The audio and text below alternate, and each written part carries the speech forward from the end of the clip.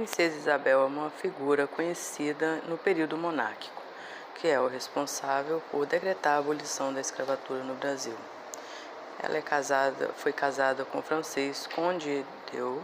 A princesa era herdeira do trono brasileiro, mas a proclamação da República, em 1889, forçou sua fuga para o exílio. Isabel Cristina Leopoldina Augusta Micaela Gabriela Rafaela Gonzaga de Bragança e Bourbon. Simplesmente Princesa Isabel nasceu no Rio de Janeiro no dia 29 de julho de 1846. A princesa era a segunda filha de Dom Pedro II com sua esposa, Teresa Cristina. Sua segunda filha tornou-se herdeira do trono aos 11 anos de idade por causa da morte do filho mais velho do imperador, Afonso Pedro, com 2 anos de idade. A princesa Isabel foi nomeada herdeira, que ocorre e não havia melhor opção de herdeiro. O imperador e sua esposa tiveram outro herdeiro do sexo masculino, Pedro Afonso, assim como o primeiro herdeiro faleceu na infância, com que a princesa Isabel novamente fosse nomeada herdeira presuntiva. A educação da princesa Isabel foi digna da realeza e seguiu os moldes aplicados no seu pai, Dom Pedro II. Durante 6 dias da semana, a princesa tinha aula de astronomia, história, literatura, física e filosofia, e aprendeu diversos idiomas, como inglês, francês, latim e alemão. Estudava dança, desenho, geografia, piano e geologia. Ela cresceu no Paço de São Cristóvão, no palácio que fica o resto do Museu Nacional, e sua infância foi marcada pelo isolamento. Teve poucos amigos e poucos presentes nos principais cenários da corte brasileira. A princesa Isabel, quando completou 18 anos, casou com Luiz Felipe Maria Fernando Gastão, o conde d'Eu. Apesar do casamento arranjado ser uma prática com muitas famílias reais, por meio de registro, afirmam os historiadores que realizado pela própria princesa, que estava de fato apaixonada pelo conde d'Eu.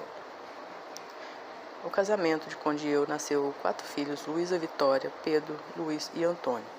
O marido da princesa Isabel não era muito parecido com a corte brasileira. Afirmam alguns historiadores que era considerado uma pessoa grosseira, e o fato de ser surdo e falar português muito mal, que gerava incômodo em muitos na época. Conde d'Eu foi escolhido e conservador para ser enviado da Guerra do Paraguai.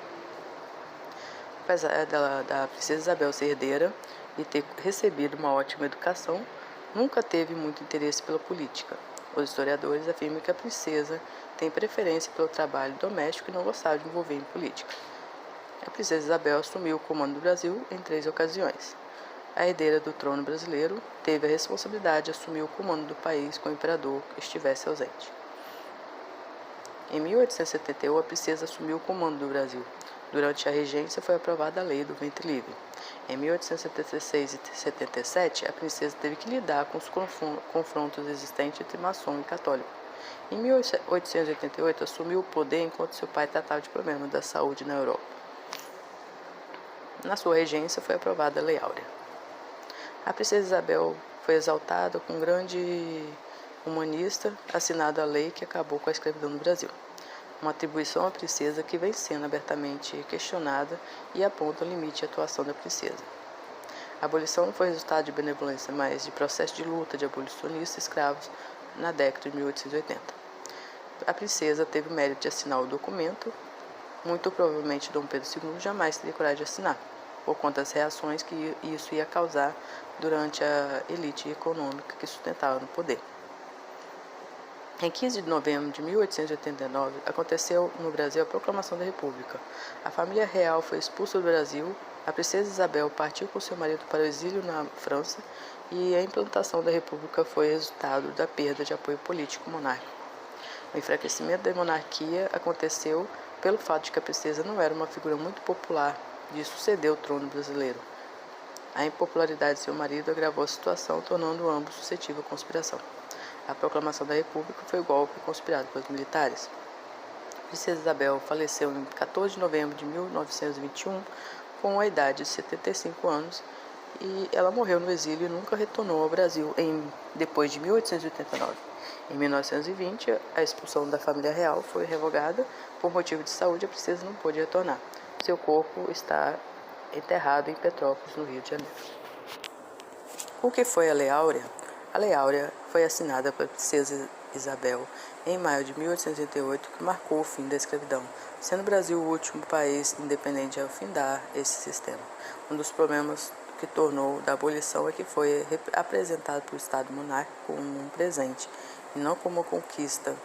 É preciso destacar o envolvimento. A libertação tardia marca também o fim da monarquia, com a crise neste cenário.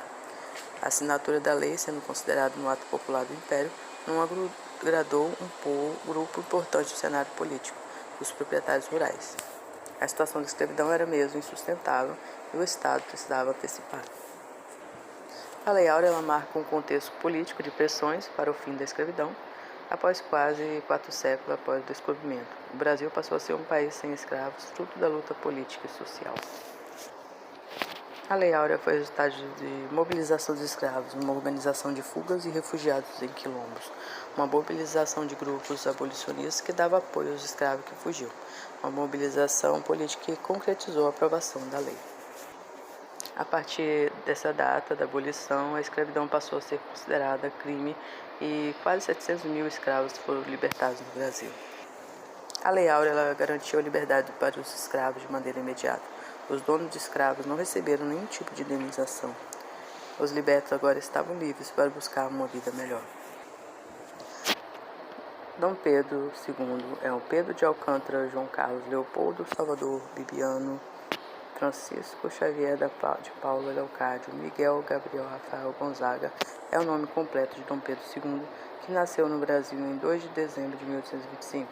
Foi o primeiro imperador de nacionalidade brasileira, filho de Dom Pedro I e da imperatriz Maria Leopoldina.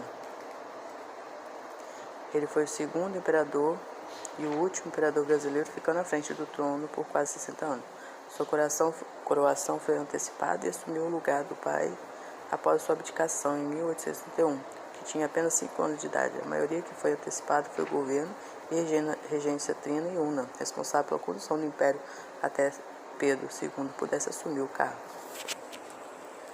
Durante o segundo reinado de Dom Pedro II, conseguiu consolidar a unificação do Brasil e o país saiu vitorioso em conflitos com a emblemática Guerra do Paraguai. Fez viagem para a Europa, pelo interior e mediu a popularidade. Muitos historiadores afirmam o caráter republicano e abolicionista de Dom Pedro, que era um país que sobrevivia economicamente através da escravidão, e eram posições políticas conflituosas.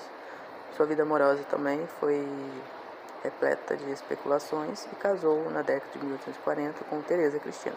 Teve 4 filhos, Afonso, Isabel, Leopoldino e Pedro. Os meninos vieram a falecer logo à infância e a sucessora do cargo foi a Isabel, em que em 1888 assinou a Lei Áurea. O seu caso da amizade e carinho com a Condessa de Barral é bastante famoso. Em 1850, marca o período de inovações, chegando ao país com linhas férreas, um navio e vapor circulando. Pedro II precisou lidar com diversas crises e questões ao longo do período que chamamos do reinado, desde a investidura da Inglaterra, pelo fim do tráfico atlântico, a defesa do conflito com a Guerra do Paraguai. Maria Leopoldina é uma grande personagem da história brasileira e tem um papel importante na condução da independência do Brasil em 1822. Maria Leopoldina casou com Dom Pedro I na época, apesar da sua importância no processo de independência do Brasil. É um príncipe português. Leopoldina teve papel que diminuiu gerações, apesar da influência que teve sobre Dom Pedro na independência. O casamento com o primeiro imperador do Brasil não foi feliz. Teve 7 filhos e os historiadores afirmam que Dom Pedro tratava mal, suas traições eram muitas e chegou a ser reconhecido e agredido pelo imperador em 1826 e acabou falecendo por complicações de um aborto espontâneo. Carolina Josefa Leopoldina Fernanda Francisca de Habsburgo, Lorena, nasceu no dia 22 de janeiro de 1797 em Viana, no Império Austríaco, e foi o 5º filho de Maria Teresa com o imperador austríaco Francisco I e o 4º sexo feminino. Existiu uma pequena acerca da ordem do seu nome, Leopoldina Carolina Josefa. Leopoldina teve 11 irmãos, os quais teve mais a proximidade de Fernando, Maria Clementina, Francisco e Maria Luísa. Leopoldina contava detalhes de sua intimidade para Maria Luísa, Como sua filha realiza a austríaca, sua educação foi exemplar e bastante influenciada pelo príncipe Metternich e por Goethe. Ao longo de sua infância, Leopoldina, como todas as arquiduquesas, era acompanhada por uma aia que lhe ensinava boas maneiras cerimoniais e etiqueta. Seu casamento foi um grande peso e contribuiu para a infelicidade. Do relacionamento de Leopoldina e Pedro, nasceram 7 filhos, dos quais um deles foi Pedro de Alcântara, mais conhecido como Dom Pedro II, imperador do Brasil em 1840 e 1889. O Palácio de Verão de Dom Pedro II hoje é um museu imperial, que foi residência predileta do imperador, um local onde passou os melhores momentos de sua vida, iniciada em 1845 na construção, por determinação do monarca, deu origem à cidade de Petrópolis. Em 1822, Dom Pedro I viajando em direção à Vila Rica, Minas Gerais, para buscar apoio ao movimento de independência do Brasil. Encantou com a Mata Atlântica, o clima ameno na região serrana e hospedou na fazenda do Padre Correia e chegou a fazer uma oferta e comprá-la. Dom Pedro comprou a fazenda do Córrego Seco, contra dos réis, pensando em transformar em Palácio da Concórdia. Uma grande leve de imigrantes europeus em alemão, sob comando de engenheiro, superintendente da fazenda imperial, o major, foi incumbida de levantar a cidade, construir o palácio e colonizar a região. Para concluir a obra, foi contratado importantes arquitetos. Passear pelo jardim do Império do Museu é reviver a história do Império e conhecer um pouco mais sobre o gosto de Dom Pedro II. Os jardins conservados hoje na linha de paisagistas, você poderia o verde que envolve o palácio, que possui árvores exóticas.